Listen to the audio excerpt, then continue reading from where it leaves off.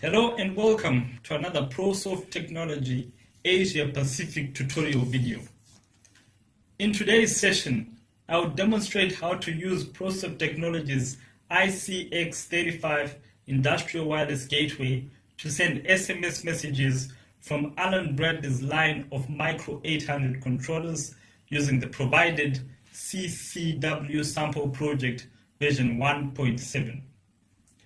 Before we begin, you're going to need to set up the following.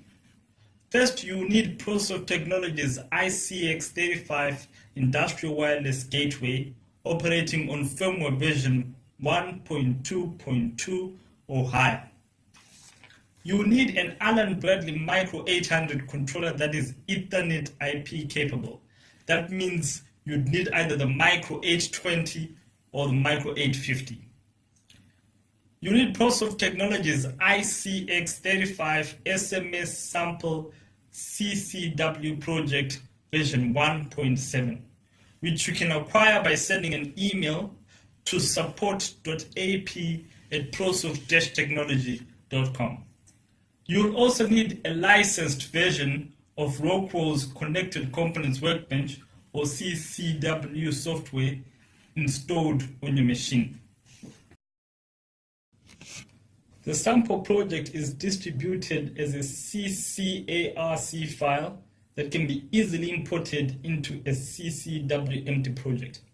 This can be done via the menu tab of the CCW software. The import wizard will prompt you to create a new project file directory for the newly imported project, which you can rename to whichever name that is convenient for you and your application. The sample project has two programs whose logic must not be altered. All operations of the ICX35 module are done in the main program, which also holds all the ICX35 operational tags that can be altered by the end user, including the module's IP address tag, which should hold the IP address of your ICX35 module. Also included are structural tags that serve for the functions of the ICX35, including sending SMS messages, receiving SMS messages sent to the module, as well as getting the status of the ICX35 module itself. All the tags in the project file are clearly described and identified. The tags that are described as control tags must not be altered under any circumstance. We understand that most individuals already have application-specific programs for their controllers. The ICX35 SMS sample project can be easily copied and incorporated into your already existing logic. This makes it easier to integrate the module's functionality into your current system. Care has to be taken, however, to make sure that you have copied both programs into the project file and all the tags necessary for the normal operation of the ICX35 module. This includes global variables. The names of all the necessary tags are prefixed with ICX35.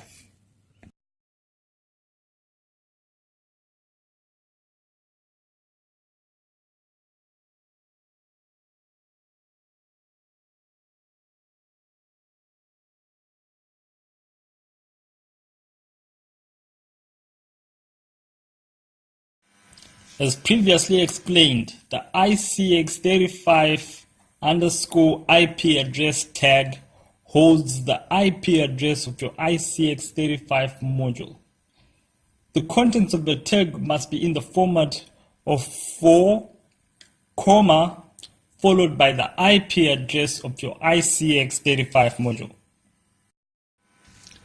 Another crucial tag is the ICX35 status tag. We are going to be particularly interested in the ICX35 status tag that represents the number of SMS messages sent from the module and the number of SMS messages received by the module, as well as the buffer count tag, which will let us know how much buffer space is available for the ICX35 to receive more messages. You also have tags for sending and receiving SMS messages, which we are now going to use.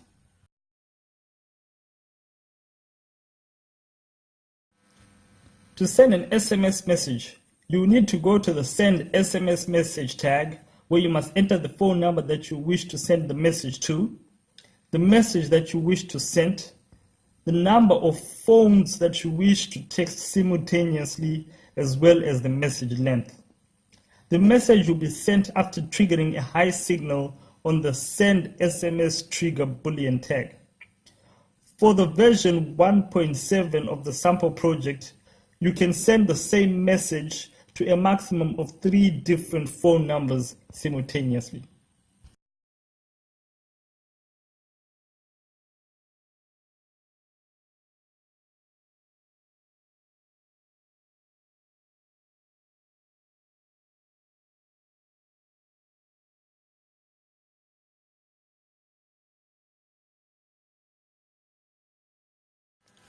Once the message has been sent and has been received by the recipient can immediately reply to the message.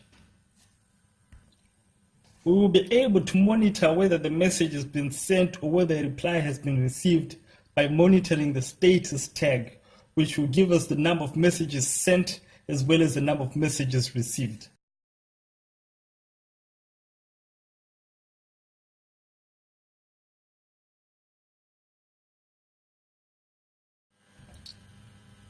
In order to receive the message that was sent by the recipient back to the controller, we'd need to go to the Receive Message tag.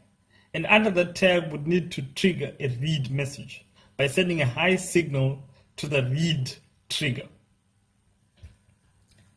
This will initiate an instruction that will send a CIP message to the ICX35 module, which will respond with the message that was sent or received by the ICX35 module, as well as the phone number of the individual sending the message. Just to summarize what we're able to do in this session, we're able to import the sample project into our CCW software, configure our Micro800 controller to send an SMS message to someone somewhere in the world via the ICX35 Industrial Wireless Gateway. The individual replied the message and we're able to retrieve that message from the ICX35 by retrieving the status information from the module that informed us that we have received the message, and then further retrieving the message that was sent by the individual. We're able to look at that message as well as the phone number of the individual who sent the message. That is all for today's session. If you have any questions, please feel free to email us at support.ap@prosoft-technology.com. And now for the outro.